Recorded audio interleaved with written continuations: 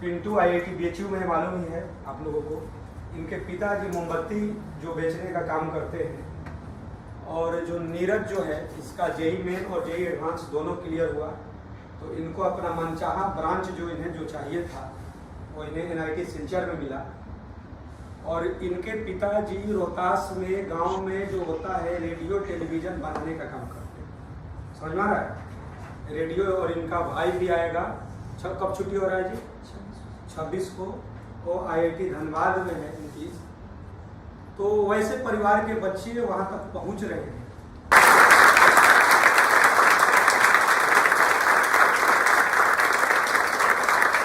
लेकिन सबसे बड़ी बात ये है, वही जो बात बता रहे थे,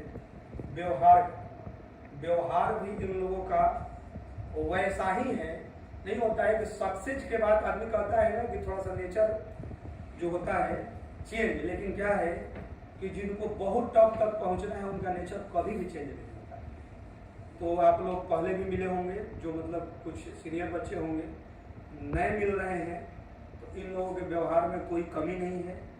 और अभी ऑफिस में ये लोग से मैं बात कर रहा था तो यही इन लोगों को मैंने समझाया कि अपने आप से, जो आप लोगों को मैं समझाता हूँ कि जीवन में लिखित रूप से एग्रीमेंट हो जाना चाहिए। लिखित एग्रीमेंट कि मतलब आपको 2 साल के बाद हमको ये गोल अचीव कर लेना है तो कर लेना है, हमको पैसा बहुत कमाना है तो इस साल तक मेरा ये लक्ष्य है, हमको हर सफल इंसान जैसा नाम, शोहरत, इज्जत, प्रतिष्ठा सब चाहिए।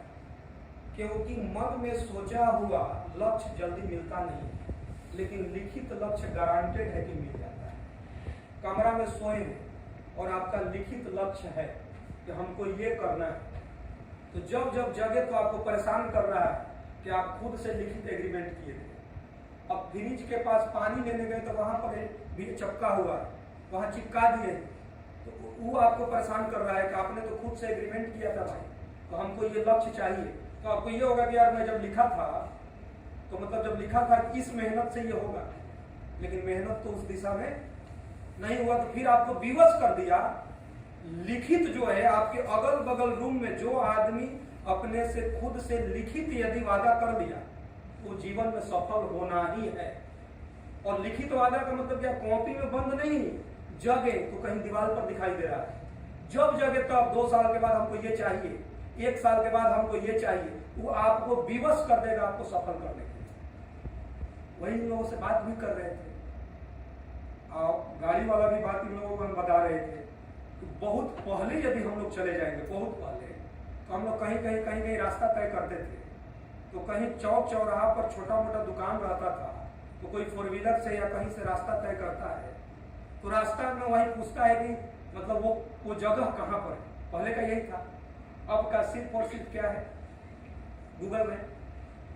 लेकिन गूगल मैप में भी कभी कभी क्या होता है, तो वो बोल दिया लेफ्ट, आप चल दिए राइट। तो जब वो बोला लेफ्ट, अब मिस्टेक से आप राइट चल गए, तो फिर पीछे मुड़ रहे हैं क्या? अब वो फिर वो बता रहा है कि 150 मीटर के बाद फिर से आप ऐसे रास्ता तय कीजिएगा तो अपने लक्ष्य तक आप पहुंच जाइएगा।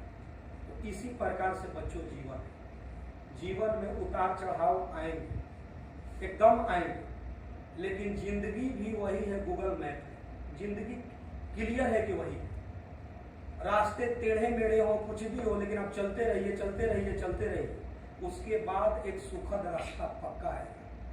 ये कोई मोटिवेशन का स्पीच नहीं चल रहा है, ये रियल लाइफ में इसको उतारना पड़ेगा। और कुछ रास्ते क्या होते हैं, नेचर तय कर देते हैं।